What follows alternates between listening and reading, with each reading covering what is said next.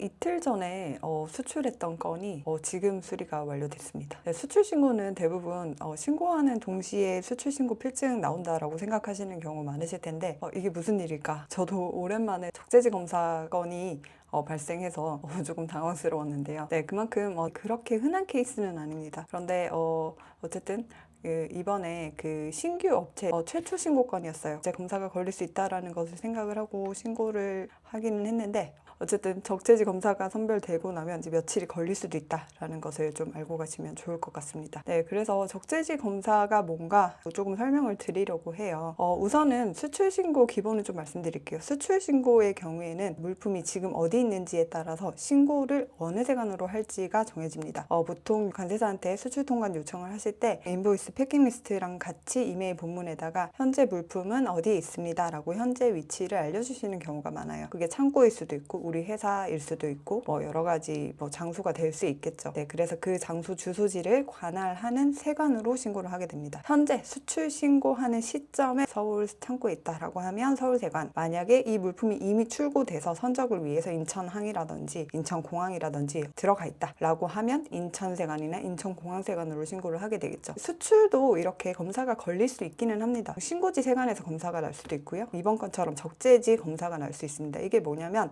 방금 말씀드렸다시피 신고할 당시에 장치장을 관할하는 세관에다 신고를 한다고 말씀드렸는데 그 세관에서 검사를 하는 것이 신고지 세관 검사. 그리고 우리가 신고는 지금 서울세관에 하지만 결국 물품을 곧 픽업을 해서 이제 인천공항 창고로 갈 겁니다 라고 했을 때 국제 예정 보세 구역이라는 것을 신고서에 입력을 하게 되어 있습니다. 인천공항에서 적재가 된다는 것을 기재를 했으면 인천공항 세관이 적재지 세관이 되는 거죠. 그러니까 세관이 두 가지로 나뉠 수가 있습니다. 경우에 따라서 신고지 세관 그리고 적재지 세관. 그래서 이번 건처럼 수출 신고를 했는데 적재지 검사로 선별됐다라고 하는 경우는 검사를 한 뒤에 나갈 수 있습니다 라고 통보받는 거라고 보시면 돼요. 그래서 이 경우에는 상당히 좀 까다롭죠. 왜냐면 보통은 신고하자마자 자동 수리가 떨어지는 경우가 많은데 그리고 뭔가 걸리더라도 수출 같은 경우에는 검사보다는 서류 제출이 좀 익숙하신 경우가 많은데 수출도 이렇게 검사가 걸리면 실제로 형품을 열어보고 이상 없다라고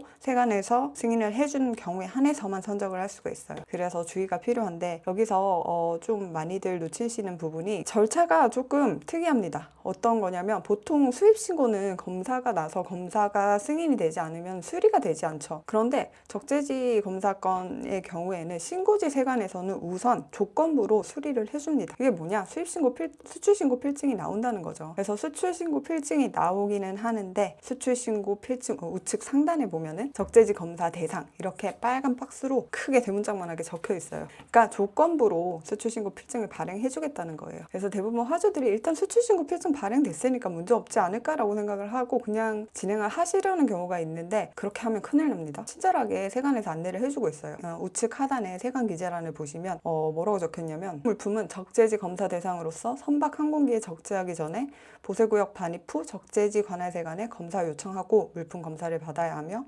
위반 시 관세법에 따라 처벌 1천만 원 이하 벌금을 받을 수 있음이라고 되어 있습니다. 네, 1천만 원 무섭죠. 네, 그렇기 때문에 실수로라도 그냥 선적을 하면 안 되기 때문에 이때는 아주 긴밀한 협업이 필요합니다. 화주분 그리고 관세사 그리고 창고 모두 협업이 필요합니다. 적재지 검사를 받기 위해서는 물품이 반입된 다음에 반입이 됐다라는 확인서 반입계가 필요하고요. 그리고 선적 서류와 검사 서류를 구비를 해서 세관원에게 전송을 해야 됩니다. 그리고 기다려야 됩니다. 네, 그래서 세관에서 서류를 우선 접수를 하고 이건 진짜 현품을 열어야 되겠다 하면 검사를 하는 거고 만약에 서류만으로 충분히 납득이 간다 검사까지 굳이 필요 없겠다라고 판단을 한다면 검사 생략이 날 수 있습니다. 이거는 어떻게 할 수 있는 건 아니고요. 세관 재량이라고 보시면 됩니다. 그래서 그 결과에 따라서 만약 검사가 종료되면 검사 생략이든 검사를 했는데 이상이 없든 이런 식으로 검사가 마무리가 되면 이제 우리가 원래 받던 수출신고 필증 있죠.